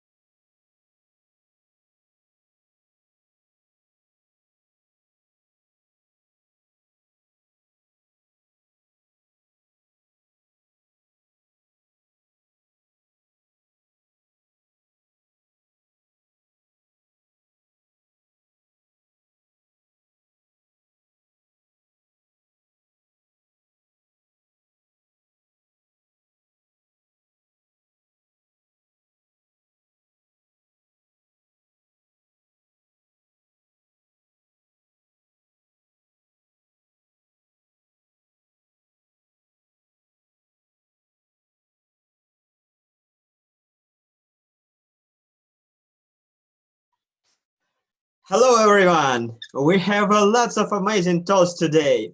I'm really enjoying all of the stuff. So, my name is Dmitry, and today we'll talk about how to protect yourself in the modern cyber world.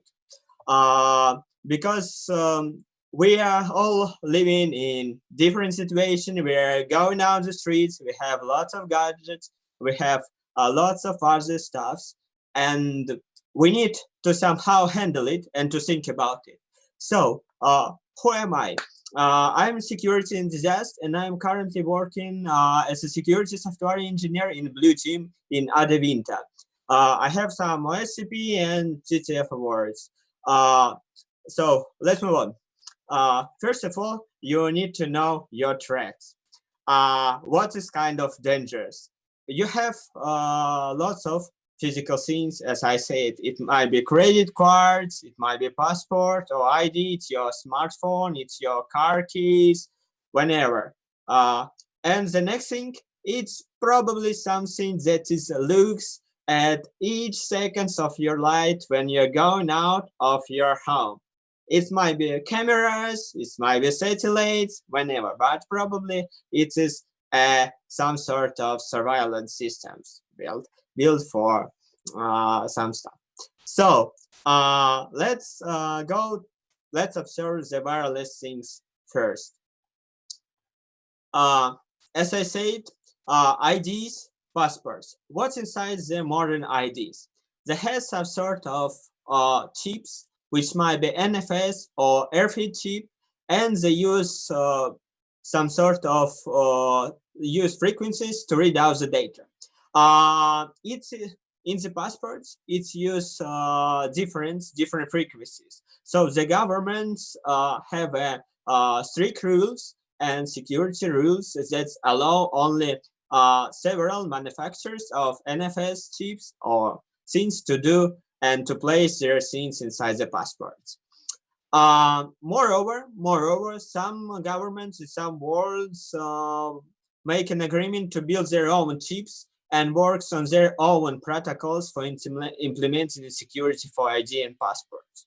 So, for example, in European Union, we have some sort of encryption for ID and passports. When you arrive at the police and the data is recorded inside the card, it's encrypted, and it is encrypted with your, let's say, with your fingerprint or whenever. So it's if even these cards were stolen, the only way the data can be decrypted is by your fingerprint or by the central key. For example, why I'm saying central key? Because some governments, even in European Union, they not only have a way to decrypt it with your fingerprint, they also have a master key to decrypt it. And in this way, there are lots of false passports coming in from when the attackers were able to obtain these secrets from the government, they start to produce fake passports, or which is by the system becomes invalid because they're signed. They're signed with fingerprint, they're signed with the master key. So it's kind of worse. The next thing is credit cards or debit cards. Probably you all have some sort of MasterCard, Visa, Amex, or whenever. And you have a PayPass or password functionality. What is it? It is a functionality of a card to do a payment, to do a transaction when you put it on the reader. It might be reader inside the coffee, it might be card reader, it might be around anything, or it might be even a reader from a smartphone. We now have an application on the smartphone that allow you with NFS chips that allow you to do a transaction when you do a pay when you put the card on the phone. Moreover, what's kind of things with that? It's a golden mine for hackers because it is very easy to mine the cards with their feet or password PayPass functionality. As a result, you should also be aware of this. The next thing, which is very interesting, is car keys. Probably you have a car or will buy a car soon, whenever. The thing is that you need to consider how to protect your case, because in less than 2 years, we have an increase of stolen cars in many countries. Moreover, it's interesting that the top brands like say BMW or Audi are becoming stolen more and more frequently because they have problems. How do they incorporate and do one-time secrets and validation between keys and the cars? So how the system works in the cars? We have a car which some sort have a transmitter or some wireless things, which is transmits and receives the data. Car key also transmits and receives the data. And what happens? When you're close enough to your car, you just book and the car knows that it is you. Here's it, and you open the car. And it might be very, very interesting attacks. So let me share it with you. For all of the attacks that is available for wireless things. It might be eavesdropping and replay attacks. What is eavesdropping and replay attacks? It is when an attacker, let's say we have a car and case, back to the previous example, and we have an attacker sitting near you, let's say from 15 meters, 20 meters, or even 300 meters, because it still works. And when you go to the car, your case always transmits a packet to the car, checking it. Okay, you are closed, closed. You are closed, closed. Your engine is not turned on, not turned on. So all is okay, and you are close enough, and we will not open it. And the attacker can capture the packet. And when you're close enough to your car, capture the packet. Then you go out, and it uses the same packet that sends to the car, and the car magically opens. And the same thing happens when an attacker needs to turn on engine. It depends on partly of the car manufacturer, but the idea is the same. They are looking for the packets that arrive for the case. They might have devices that's very powerful, that were able to gain the packets from 300 meters in a building in asbestos building. So it's very, very interesting hardware. What is kind of man-in-the-middle attack and sniffing? So man-in-the-middle attacks, it occurs when you have something not only to replay, but you also would like to modify something or listen. So it's very hard to get the difference between eavesdropping, replay, and man-in-the-middle. But the key difference is here. With eavesdropping, you are not modifying the packets. But with man-in-the-middle attack or sniffing, you have something to modify. So you can modify the packets to interrogate with the systems, to play with the flow, and to see how it will get. So mostly man-in-the-middle attacks happens with airfield cards. So let's say when you need to somehow modify and do an attack to the post terminal. You first obtain, let's say, a card or data from the cards, do some manipulations, and then do attack to the post terminal. The next thing is cloning and spoofing. So the cloning is general thing. You have a card, and you would like to do a clone. So you are going around and looking to get something from the persons. So attackers have devices that allow them to listen near field communication scenes and near field scenes. For example, when you're at the metro and you don't have any protector to your card, and your card support payments with PayPass or something, they can make their hardware allow them to be like a fake POS terminal, and they capture data from the card and then build the card and emulate them. It's interesting because this happens in many countries, and banks, let's say 2 years ago or even more, they started to limit the amount of money then you can do a payment with PayPass system. So for example, in Spain, it's limited to 20 euros. So in this case, an attacker can withdraw all of money from your account. How to protect against this? You can use different accessories with their feed protection. It might be wallet with their feed protections, where you have your cards and your passport card. It's very useful because it's somehow does not allow attacker to do bad things. What you can use a car key holder and shielder. I very recommend it to do it because it prevents to steal your car. Moreover, you have special case for phone that will also somehow prevent reading for your phone or doing some old phones have different network connections and do different activities from talking with satellites and GPS base station to do wireless stuff with 3G, Wi-Fi, 5G, or even have an NFS chips and RFID. Moreover, they have some sort of sensors inside them. It depends on the model, and the sensors produce some frequencies which might be used to estimate it to you.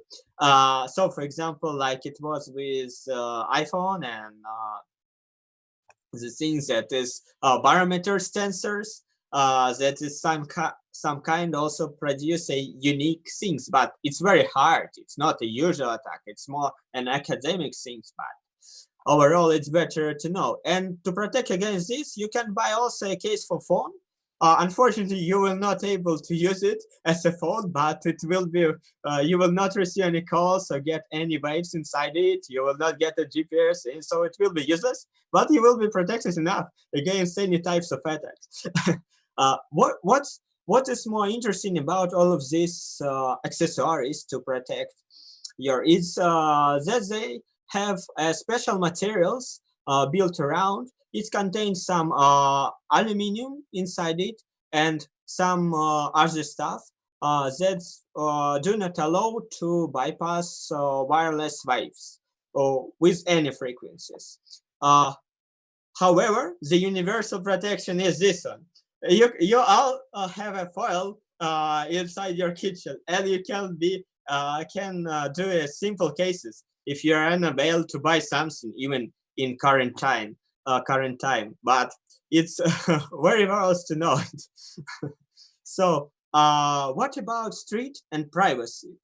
At the beginning, I have mentioned that we have lots of cameras on the streets, and we need to bear also of this because it might violate somehow your privacy and somehow the privacy of your friends and the privacy of other persons. So what's the data, what's the cameras, and what the data they mine from. For example, shops use facial recognition to know more about customer habits. We have lots of studies and lots of businesses implemented it in many countries, even in Russia, in Spain, in China, to know how to manage with their stock. So they know that the person, they have a cameras which sees the stock of the products on the layers.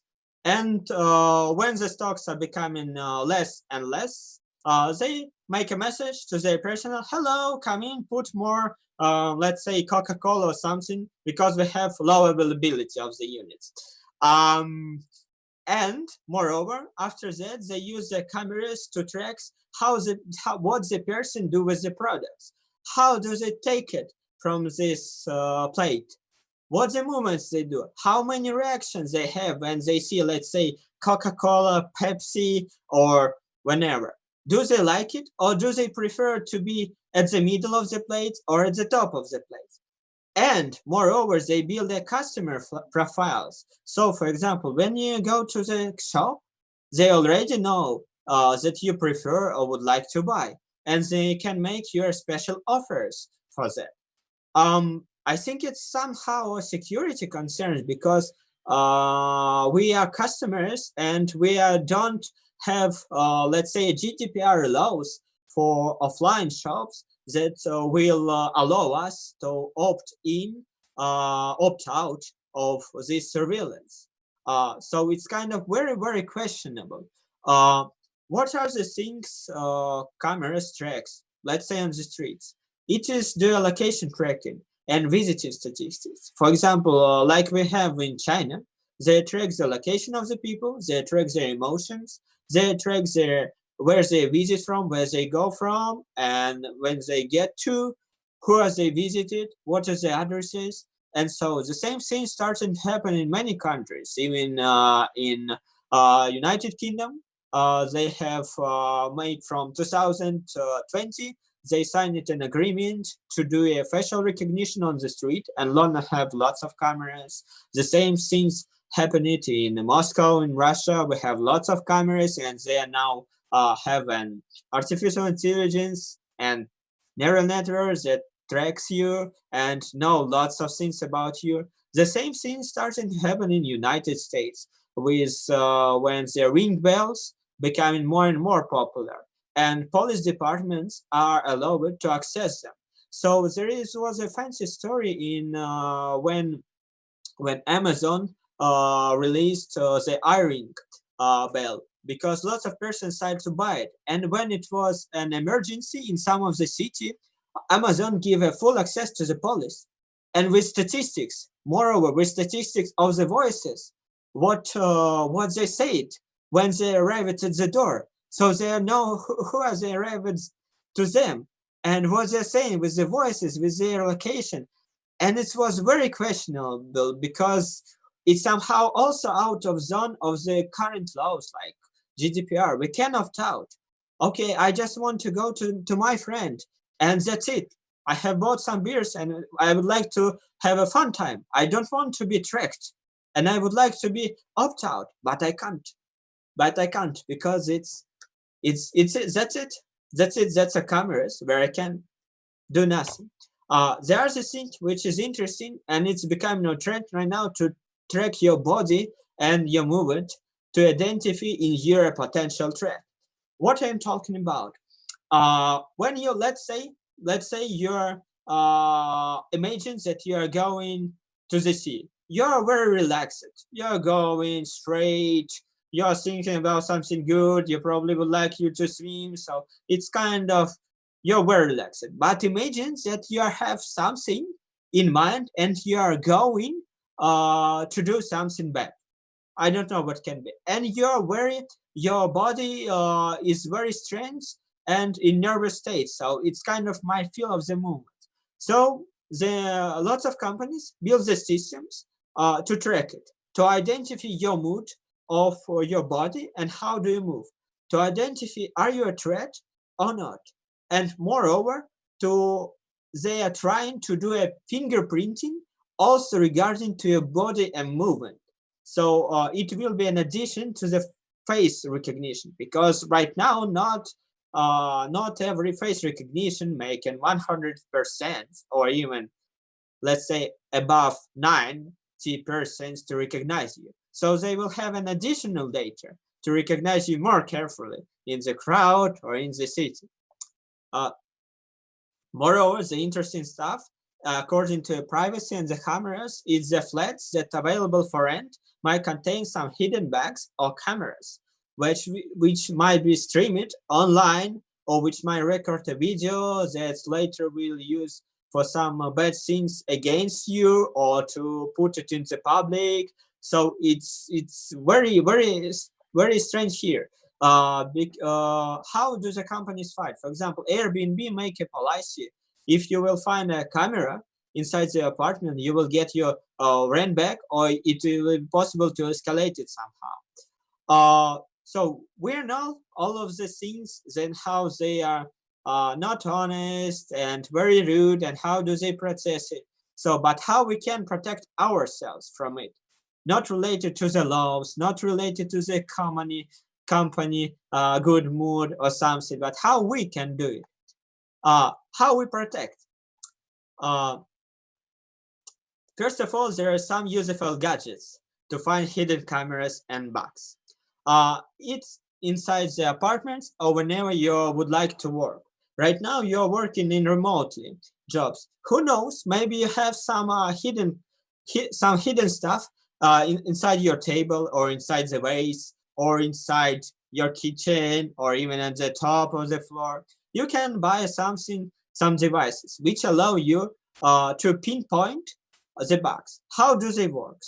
Most of them, even cheap ones, do a frequency analysis, and you're moving around. Unfortunately, they are not so great, but because you need to be on very close distance to the bug to find it.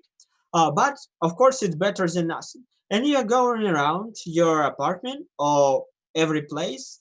You are exploring the walls, and when you have a bug, it will something big. So they compose all of the wireless waves that is going to them. To be honest with you, not all, but because it's the cheapest that you can find will not worth above, let's say, 5 gigahertz or even 2.4 gigahertz. But if you have some money and would like to buy some professional hardware, like you see on the right, you will probably enjoy it a lot because it have the range of the frequencies much higher, and you were able to identify lots of the stuffs which is consumed from the wireless. It might be Wi-Fi routers, bugs, or something like that. The interesting thing is with the cameras. Let's imagine that you have a camera somewhere and it doesn't do any transmissions. And the frequencies is the cameras is very hard to find this for these devices because it's inside. It's how the cameras works and do the image capture. It's make a frame, so it's very deep in the hardware, and you can find it easily. But you can, these devices on the left have something very cool. It contains of the light and red thing. So the lights, infrared lights, pinpoints to the camera, and you are looking at this red things, and you exploring like a binocular or something, and you are looking at the walls and trying to find the mirror or to find light interpolations. And if you find something shining, like for example, like in sunny place, you have a foil and it will blink somehow. It's probably a camera and you need to investigate it. What about other stuff? If you don't want to buy a gadget, how we can protect yourself on ourselves at the streets from the camera surveillance? We can buy glasses with infrared. It's very cool glasses. It contains infrared the sides, and it somehow mute your face from the camera. So it's not possible to recognize your face or whenever. It's also the thing, glasses with infrared help you not to stay out much from the crowd, because let's say you have a glasses with the LED light, which is very bright, and probably you will have lots of attentions to you on the streets, and you don't want to do it. And in this case, it's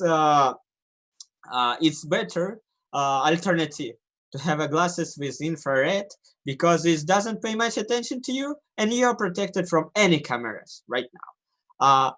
However, moreover, you can buy a 3D printed face and masks. There is an interesting story in that. First of all, we have a first mask with custom face arrived in 2014 year, and it's used. It was popular products, but it was the first masks that was made from the human face, and facial recognition algorithms can recognize them as another face, as another person. But right now, this industry becoming is more mature. Chinese, we have lots of Chinese manufacturers that produce masks more even close to the real faces, like you see on the left picture. It's more real, and it feels like it also contains more modern materials of nylon, which allows you to build a better skin tone, to build a better glasses, to build a better mouse. So in general, for facial recognition camera, you look like another person. And I think it's very cool and very great. So we have more instruments to do it. But what about other things? What about the body and so on? Let's talk about it. We have coats and sleeves to protect you. As I have mentioned it before, lots of companies working out to estimate the stuff from your body and how do you move. And let's say you have some code which is truly make your body uniform. As a result, when you are going, it's not possible to establish the right shape for your arms or for your legs. And it helps a lot to increase your privacy. Of course, it's maybe some concerns regarding how you will look at the street because you will gain some attention. But in case, you will be protected from the cameras. Another thing is sleeves with the faces, printed with the printed faces on them. As you can see on the right, it somehow also helps, but it doesn't not protect you from body and from how to your motion tracking. So it's just general. It's just a middle protection. I recommend to have a cards. Moreover, in the cards you have like in this one, you can have some interesting print on them. This print is somehow interferent with cameras picture capturing diapason from the sensor.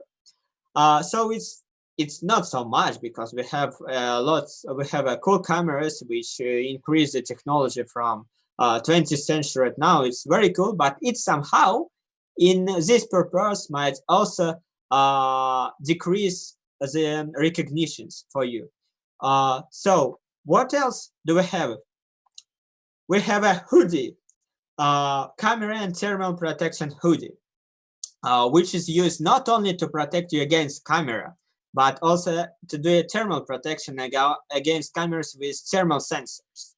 As you can see, it's just a foil made from foil and from other materials. As a result, when you have a thermal camera, it's not even possible to establish your body and your shape. Of course, if you will close your arms, your legs, and so on. So I think it's a modern way to go, and probably we will see lots of these clothes in the street very soon. So thank you very much for listening and for your time. I will be very appreciate if you have any question to answer your questions and so on. Thank you, Dmitry. That was another scary talk. Every time I hear about privacy stuff, I don't know. I am just paranoid, man. And I don't know what we can do about this. So just a fun fact is that when you were mentioning about like the body recognition and that stuff, I remember a book by someone called Cory Doctorow. They have a book called Little Brother. I don't know if you are familiar with it. It is quite old, from 2008. And in that book, there are some teenagers like fighting against anti-privacy laws kind of thing from the NSA, if I remember correctly.